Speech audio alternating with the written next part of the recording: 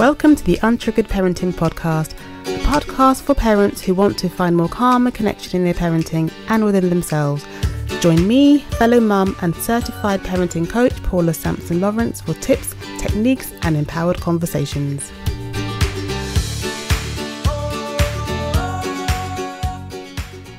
Hello and welcome to the very first episode of the Untriggered Parenting Podcast. I'm your host, Paula Sampson, and I'm so excited to be in your ears today. I'm really passionate about supporting families, and we all know how hard parenting can be, and there's no manual, and not everybody has a village. So today, maybe I can be your village in your ears. Today's episode is titled Get Curious and Get Conscious.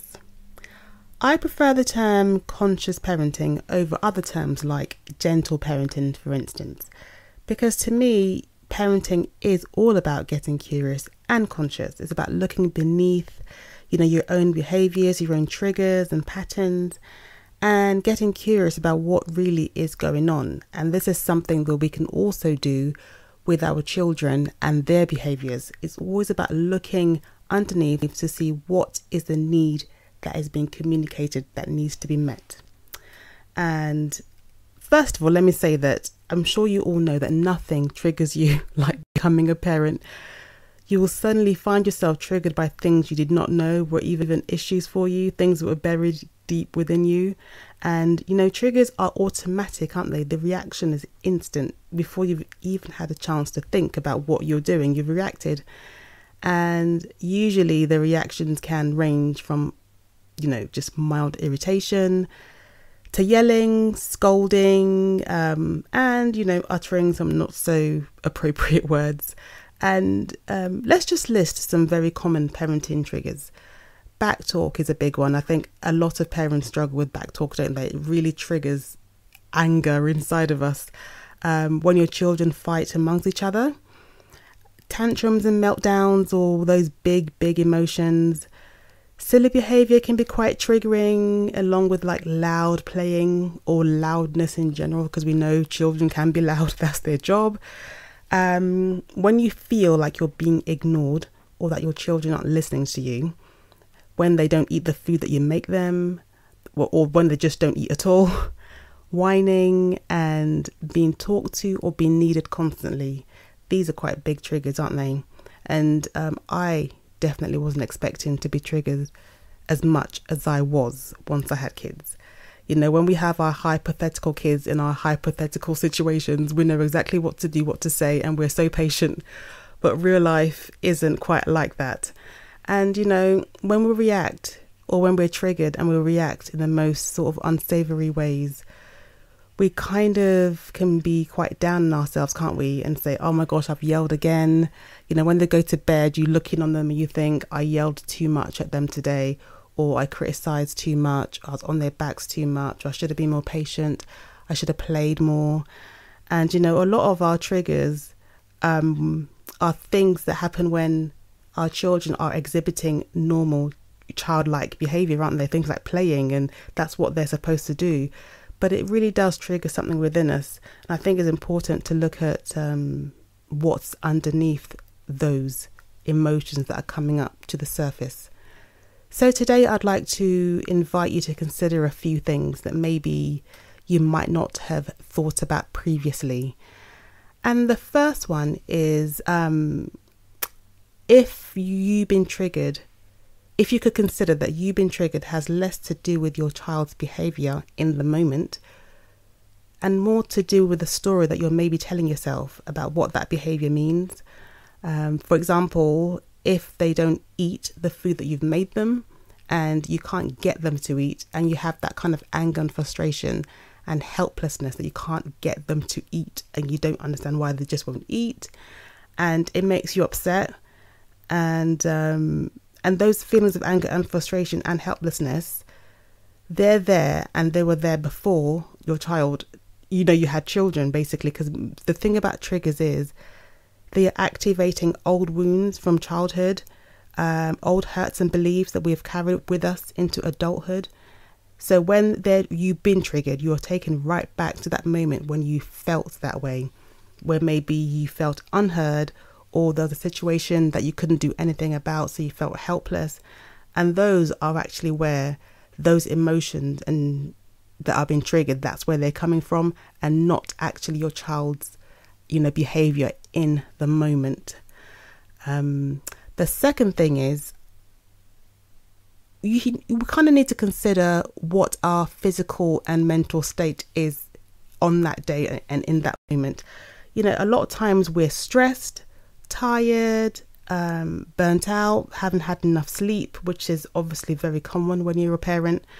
And in those moments of stress, it's so much harder to control your reactions and your emotions, and your buttons are going to be easily pushed because they're right there at the surface.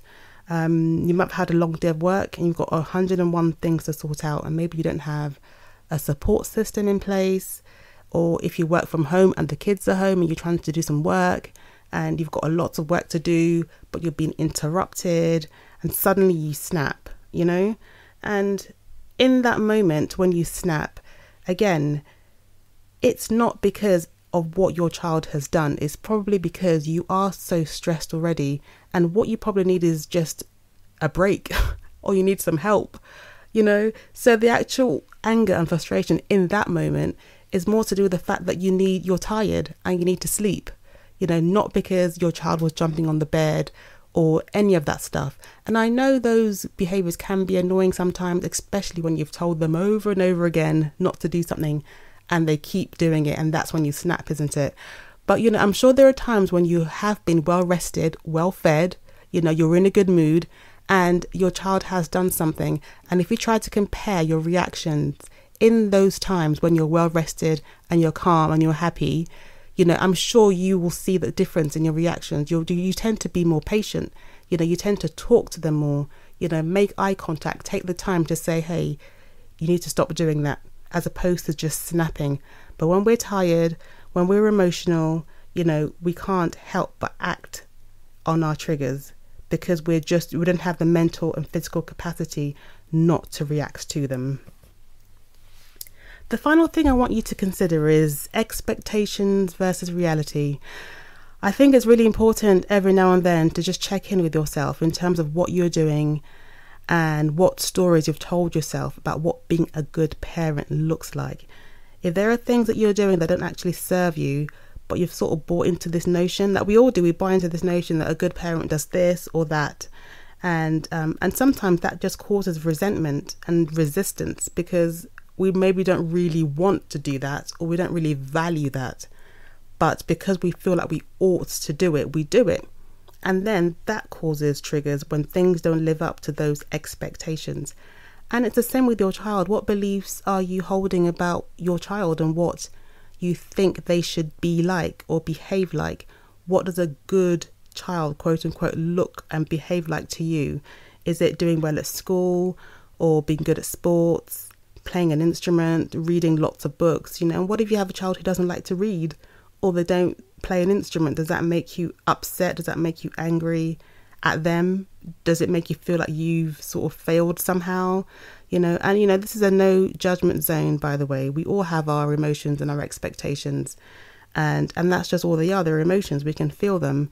But I think it's okay to look beneath and see, do I even, does my values even line up with these expectations? How much do I care if my child is not good at sports?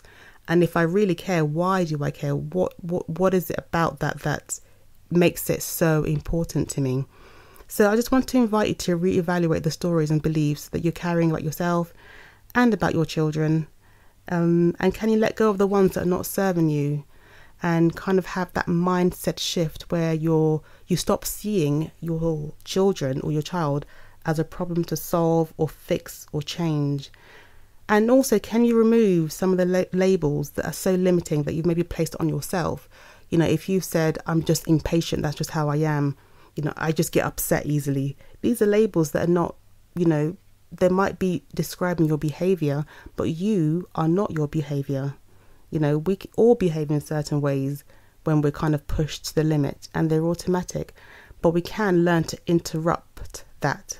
We can learn a new way to do things.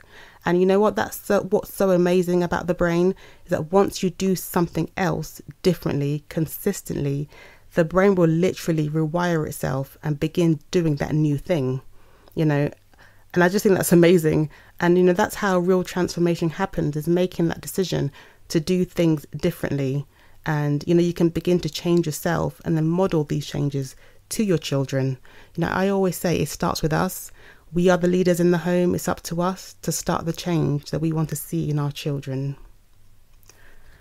Well, I really hope that resonated with you today.